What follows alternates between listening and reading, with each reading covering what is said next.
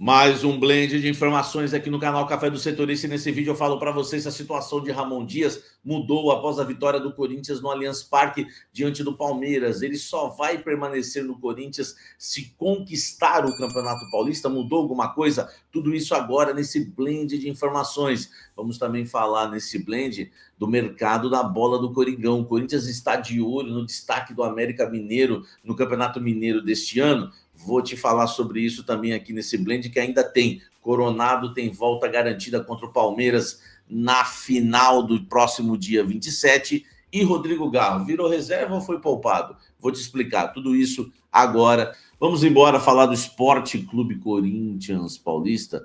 Vamos começar falando do mercado da bola. O Corinthians consultou a situação do atacante Fabinho, destaque do América Mineiro, no Campeonato Mineiro deste ano. O América Mineiro ficou com o vice-campeonato após a conquista do Atlético Mineiro. O problema é que o Atlético Mineiro também está na parada, tá? Segundo informação do UOL, né, na coluna Mercado da Bola do UOL, o Atlético Mineiro já prepara a oferta, enquanto Corinthians e Grêmio fizeram consultas para saber as condições de negociação, né? Tanto o Corinthians como o Grêmio, né, quiseram consultar os valores, saber quanto que, enfim, custa para contratar, aquela coisa toda. Já o Galo está preparando uma oferta, né? O Fabinho, né, só para você entender, o Coelho, né, como é conhecido no América Mineiro, pede 1 milhão e 800 mil dólares, são 10 milhões de reais aproximadamente para negociar o jogador. Só que o América Mineiro busca manter os 40% dos direitos econômicos do atleta em uma eventual negociação. Ele tem vínculo até o final de 2025. Então é bom o América Mineiro se ligar que não dá para fazer muitas exigências também para negociar o atacante Fabinho, tá? Destaque do América Mineiro, tá na mira do Corinthians, mas assim como aconteceu também com o atacante do Guarani, o Atlético Mineiro está na frente porque já está preparando uma proposta e o Corinthians, enfim, está, né, sondando o mercado, né, fazendo consultas para reforçar o seu elenco nessa janela nacional, né, que vai até o final desse mês, você podendo contratar jogadores que atuaram em qualquer estadual do futebol brasileiro. Você conhece o Fabinho do América Mineiro? Enfim, segundo o UOL aí na coluna Mercado da Bola, o Fabinho está na mira do Corinthians, mas Atlético Mineiro, Grêmio e até o Vasco também quer o jogador. Deixa o like, comente aqui embaixo e vamos seguir falando do Coringão. Rodrigo Garro, ele virou reserva no Corinthians ou foi só poupado no jogo de ontem? A informação que eu tenho é que ele tinha condição de jogo, mas houve uma preocupação muito por conta do gramado sintético, né, somada, claro, né, à situação, né, a lesão crônica que ele tem no joelho. Se não fosse uma lesão crônica no joelho, ele jogaria. Se não fosse um gramado sintético, ele tendo a lesão crônica, né, ele jogaria. Enfim, mas o Ramon Dias achou melhor poupar o Rodrigo Garro, né, colocou o Romero, poderia ir no sacrifício com o Garro, né, com aquela coisa de infiltração, mas ele achou melhor escolher o Romero e acabou saindo como herói, né, o Ramon Dias. Se o Corinthians toma um pau, com certeza o Ramon Dias sairia como vilão por ter colocado o Garro no banco de reservas. Mas o atleta não tinha 100% condições de jogo e a informação que eu tenho é que o Garro volta para ser titular na partida do próximo dia 27, se todo o cronograma do Corinthians e planejamento, né, conseguir ser executado com 100% de sucesso. O Corinthians prepara, né, o Garro para estar na Neoquímica Arena no dia 27, atuando como titular. Romero, né, foi muito bem, foi muito importante no jogo de ida, mas vai voltar para o banco de reservas. Comente aqui embaixo, você iria de Romero ou Garro? Eu vou ler o seu comentário depois e dedo no like. E sabe quem volta? Vou confirmar para vocês, hein? Olha aí. Lembra que eu fui o primeiro a confirmar a volta, né, do Rodrigo Garro na temporada 2025? A data foi certinho, né, quando o Garro voltou a atuar com a camisa do Corinthians nesta temporada. Agora eu já vou cravar para você que o Coronado estará de volta, estará à disposição do técnico Ramon Dias para a partida do próximo dia 27, final, né, Corinthians e Palmeiras na Neoquímica Arena, final do Campeonato Paulista. Corinthians venceu o jogo de ida por 1-0 no Allianz Parque no último domingo e agora, né, tem aí a vantagem, inclusive, de jogar em casa com a sua torcida na Neoquímica Arena. Para essa partida, além do Rodrigo Garro, né, que eu já avisei que vai retornar e tem tudo para ser titular, o Ramon Dias terá à disposição no banco de reservas Igor Coronado, recuperado de uma lesão muscular. O tratamento segue normalmente, tá? E o Corinthians já programa o retorno dele para o próximo dia 27. Então, o Corinthians, né, praticamente com força máxima, né? Torcer para que nenhum jogador venha se lesionar nessa data FIFA, porque o Coringão vem com força máxima para enfrentar o Palmeiras no próximo dia 27. O Romero, que teve que ser titular por conta de algumas ausências, agora tem uma concorrência grande aí, né, nessa posição, pelo menos, de meio-campistas, né? Apesar do Romero a jogar como atacante, atuar como atacante do lado direito do campo, tá certo? Então, olha aí, novidades para o torcedor corintiano, hein? Além da volta de Garro, teremos a volta também de Igor Coronado com a camisa do Coringão. Faz tempo que não joga, sumiu Coronado, hein? Deixa o like aqui. E o que você faria, né, nessa escalação do Corinthians no próximo dia 27? Romero, Coronado, Garro? Comente aqui embaixo.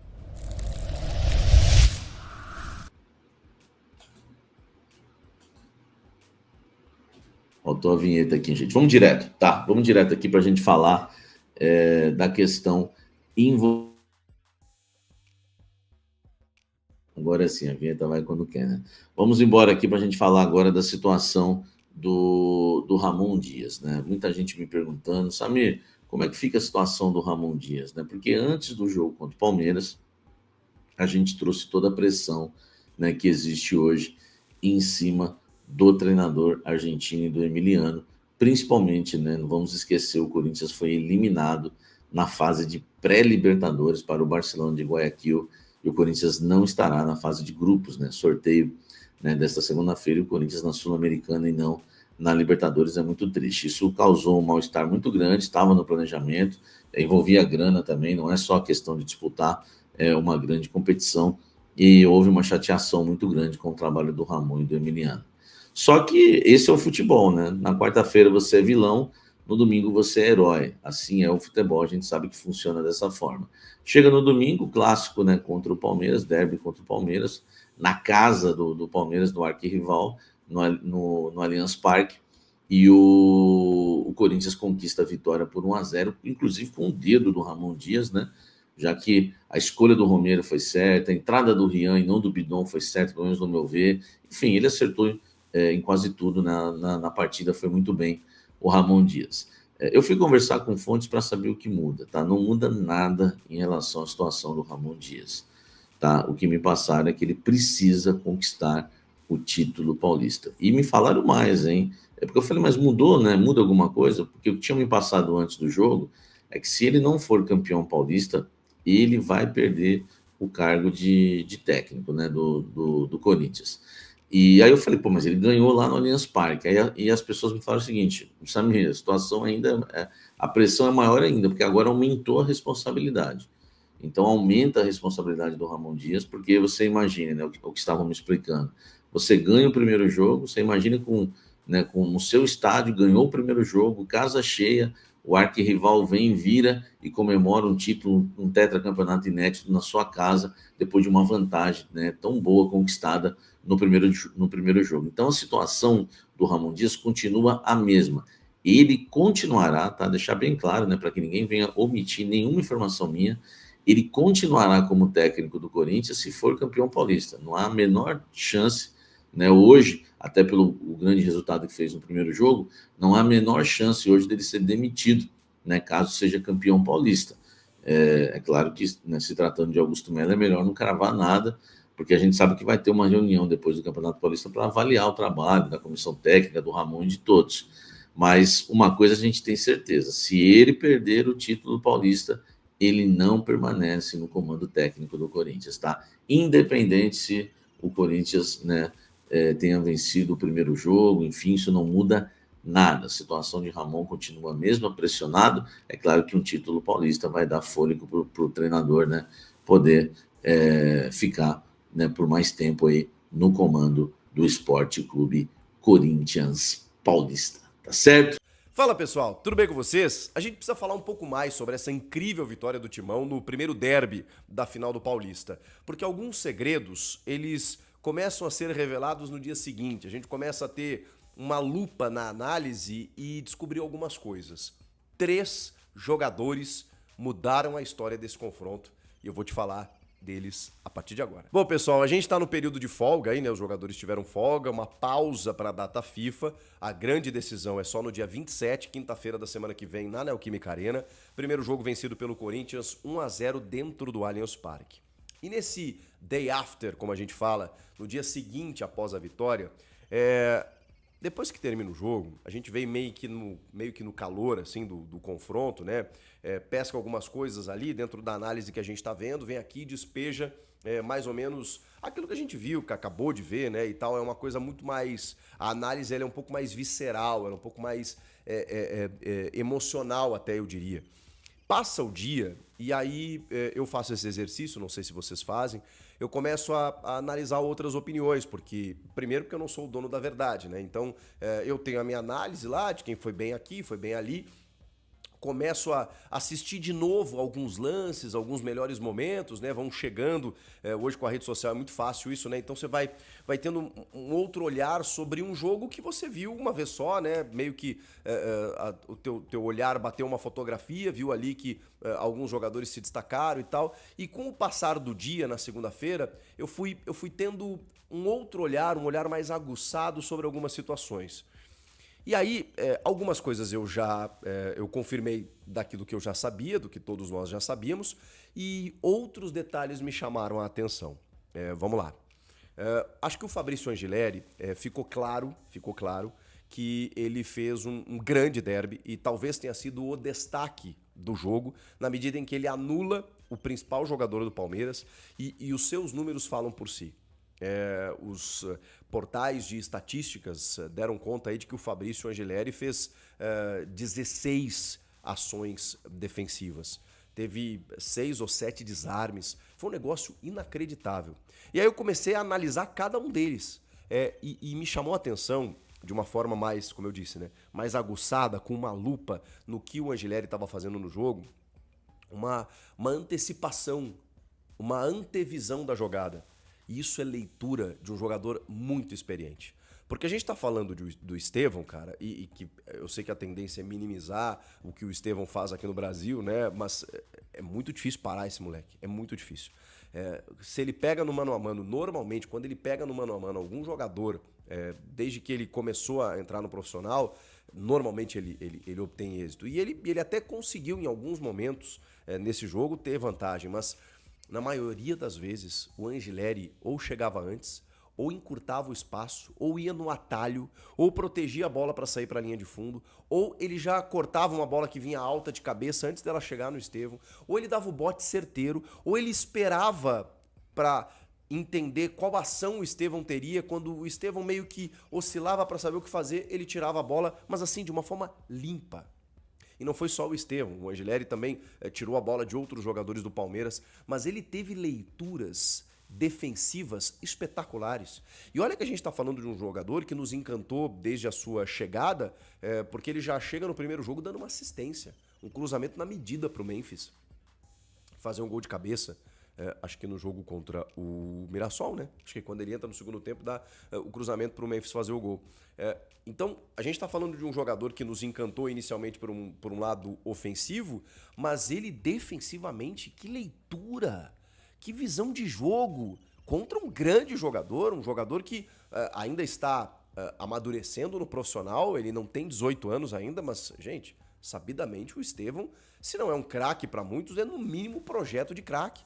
Ele leva muita vantagem naquele lado direito do campo. E o Angileri foi simplesmente impecável. Assim, bizarro. Eu comecei a analisar alguns lances e realmente, cara, tem compilados aí com todas essas ações defensivas que eu falei pra vocês aí, foram 16. E incrível o que ele conseguiu fazer nesse jogo. Então, essa primeira confirmação eu tive, quando a gente olha a partida de uma forma um pouco mais detalhada, esmiuçada e tal, para poder, enfim, entender aquilo que a gente... Eu gosto desse tipo de exercício, né? Quando a gente olha o jogo uma vez, não, peraí, deixa eu olhar de novo. Deixa eu ver qual é a origem dessa jogada, deixa eu ver de que maneira ele chegou até aí. E tive a comprovação de que o Angileri realmente foi um monstro nesse jogo. O outro jogador, eu me tornei um chato aqui falando dele, muitas vezes até empolgado demais, mas eu fico feliz que ele está chegando agora tendo reconhecimento não só do torcedor. A rede social do Corinthians tem postado aí imagens dele, exaltando ele, porque esse cara chegou na miúda. Esse cara chegou na maciota. Ele chegou meio que tipo assim, calma, nem presta muita atenção em mim não, porque eu tô aqui, tô de boa. E ele é um absurdo de jogador. E eu tô falando, claro, de El Tranquilo André Carrillo. Que nesse jogo, ele parece ter mostrado toda a sua capacidade. Ele já vinha mostrando em vários jogos, aliás, desde que ele chegou, tá? Eu sou apaixonado nesse cara desde que ele chegou, quando eu esperava que Ramon Dias fosse o escalar como atacante e de repente... O que esse cara tá fazendo no meio? O que esse cara tá fazendo por dentro? O que esse cara tá fazendo de volante?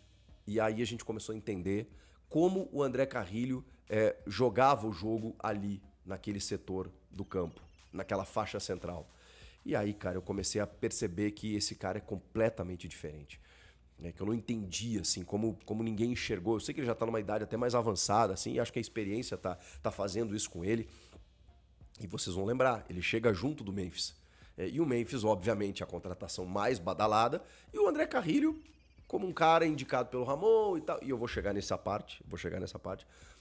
Ok e tal. Jogou com ele no Al Hilal. Aí ele tava lá num time que acho que subiu, né? Era no Al Qadisiyah, se eu não me engano. Que sobe da B do Sauditão pra Elite. Aí investe aqui, não sei o que. O cara ficou meio livre lá. O Corinthians foi lá e pegou ele sem custos. André Carrillo. Irmão, que jogador. Que jogador. E no derby ele mostrou toda a sua capacidade técnica, leitura de jogo e condução de bola, proteção de bola, leitura de espaço. É impressionante o que ele fez. Teve caneta, teve passada larga em que ele rompia a marcação. Em nenhum momento você vê ele se assustando com a marcação-pressão do time adversário. Pode vir 1, 2 jogadores, cara, ele não muda a rotação. A pressão dele tá sempre 12/8. Ele sai de espaços curtos, pequenos, em que vem 2, 3 jogadores, ele sai por um lado que ninguém imagina. Ele tem um mapa, cara. Esse cara é muito diferente. E eu não canso de falar dele, assim, porque eu tenho acompanhado e cara, meu Deus do céu, eu sei que o Yuri tá fazendo gol, eu sei que o Memphis é importante, eu sei que... Mas, cara, por que não falam do Carrillo? Eu sei que ele faz um trabalho muitas vezes silencioso, só que aí no derby, parece que ele chegou pras pessoas e disse assim, vocês querem saber como é que eu jogo? Deixa eu mostrar pra vocês como é que eu jogo. E aí ele mostrou todo o seu arsenal, cara. Foi lindo de ver. O jeito que ele joga, plasticamente, é maravilhoso. Cara, é bizarro. E hoje a gente tá vendo ele ter o reconhecimento que ele merece. André Carrillo. Analisando os lances, mas o Corinthians até postou um compilado aí. É sacanagem. É sacanagem o que esse cara fez no derby. E foi onde o Corinthians ganhou o jogo. Dito inclusive pelo Abel Ferreira. O meio-campo do Corinthians, que tem Martínez, que tem Ranielli, que não teve Rodrigo Garro, mas que teve André Carrillo, ele foi muito superior ao do Palmeiras, jogando na casa do Palmeiras. E o André Carrillo foi o coração, foi a alma desse Corinthians vencedor no derby. E o último jogador que eu queria destacar é justamente Memphis Depay. Eu olhei algumas análises e eu vou dar crédito aqui para o Caio Capita, que faz um trabalho muito legal na rede social, e ele é palmeirense, tá? A análise que ele fez do Memphis foi simplesmente brilhante. E aí, ouvindo a análise do Caio e analisando os lances, por isso que eu vou dar o crédito aqui, porque eu não vou me apropriar de uma tese que não é nem uma tese, né? É uma leitura tática perfeita. Então não vou nem chamar os louros para mim, vou realmente citar o Caio aqui, porque foi maravilhosa, porque eu tinha uma visão de que o Memphis tinha sido importante taticamente no jogo. Eu tô vendo pela TV. Vou dar crédito para outro repórter aqui, Marco Belo, da Rádio Transamérica, que chegou a postar dizendo que talvez pela televisão as pessoas não enxergassem o quão Memphis foi importante no jogo, taticamente falando. Para quem estava no estádio, isso ficou mais visível. E aí eu já fiquei com uma pulga. Eu falei, poxa, então a minha impressão não estava toda errada assim. Aí eu olhei a análise do Caio e tô aqui para falar para vocês. Gente, o Memphis Depay... Por que eu tô falando isso? Porque muita gente na minha live diz assim, poxa, muita gente não, alguns poucos, né? Pô, mas se você tirar o passe que ele deu pro gol, não sobra muita coisa.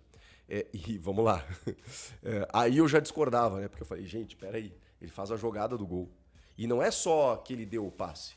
Ele sai da pressão de dois jogadores, o Rios meio mole na jogada ali, junto do Mike, ele sai dos dois e dá o passe pro Yuri quando ele faz o facão. Passe maravilhoso, rompendo a defesa nas costas do Murilo. Então, ele já tem o mérito de ter feito a jogada, mas ele não fez só isso. E aí, dentro dessa análise do Caio que eu quero falar para vocês, o que o Caio revela mais aprofundado?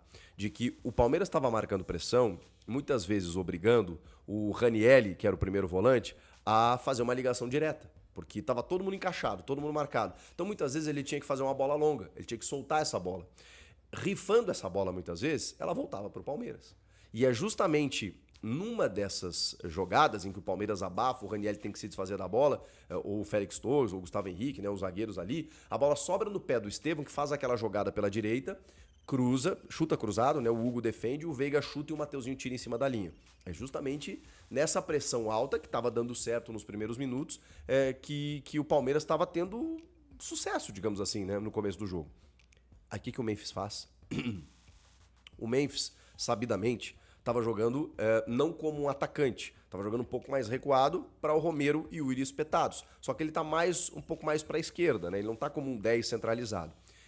O Memphis, ele começa a dar muitos passos para trás e voltar para receber essa bola. Do tipo assim, não quebra ela, dá em mim. Quando essa bola chega no Memphis, o Memphis, ele obviamente surpreende o Palmeiras, porque ninguém tá marcando o Memphis quando ele faz esse movimento de receber essa bola. Quando ele recebe essa bola, aí a marcação do Palmeiras se dá conta e vai no Memphis e desprotege o Ranielli. Ele carimba essa bola e libera o Ranielli para avançar. Isso aconteceu várias vezes. Ele voltando, muitas vezes o Hugo quebrando essa bola, ele vinha, encaixava ela, fazia o pivô que ele sabe fazer, muitas vezes no círculo central, muitas vezes antes disso, vinha a marcação do Palmeiras, liberava espaço para um volante surgir, seja o Carrilho, seja o Ranielli, seja o Martínez, e ele liberava a bola e armava contra-ataques do Corinthians. Então, o Memphis Depay, muitas vezes, ao retornar, a dar esses passos para trás, para buscar fazer essa primeira jogada, ele abriu espaços, ele clareou jogadas, ele clareou o campo e confundiu toda a marcação e se tornou uma peça a mais no meio campo, que na verdade ele já seria, mas como ele confunde justamente por ser ou um atacante ou um meia, ele gerou uma superioridade numérica, tinha mais um cara no meio campo que o Palmeiras não achava, que o Palmeiras não encontrava. Isso aí pode ser uma orientação tática do Ramon, mas isso é uma leitura, pelo menos aí é uma leitura que eu faço, que o Memphis teve durante o jogo. Porque o jogo começa de uma maneira e de repente ele vai se desenrolando de outra. Porque o Memphis entende que a bola não está chegando, que o Palmeiras está marcando pressão, o Corinthians está quebrando essa bola, e ele fala assim, não, peraí, deixa eu lá resolver essa parada. Ele volta, ele se sacrifica para o time e ele quebra essa bola para servir o volante, né, que vem para cá, vem para lá, para poder levar o time para o ataque. Recebendo de costas, muitas vezes, para depois fazer o giro, e ele é muito bom nisso. E ainda assim, deu a assistência para o gol do Yuri Alberto. Então, assim, esses três jogadores, para mim, eles foram... Eu sei que tem outros destaques que a gente pode valorizar e deve, como o Hugo Souza, importantíssimo, como o Félix Torres e o Gustavo Henrique, que foram muito bem, como o Mateuzinho, que fez um grande derby, o Rian, que entrou muito bem. Acho que tem vários... foi um clássico tão bem jogado, bem feito pelo Corinthians, tão estrategicamente perfeito, que a gente vai elencar aqui praticamente todos os jogadores que começaram e os que entraram.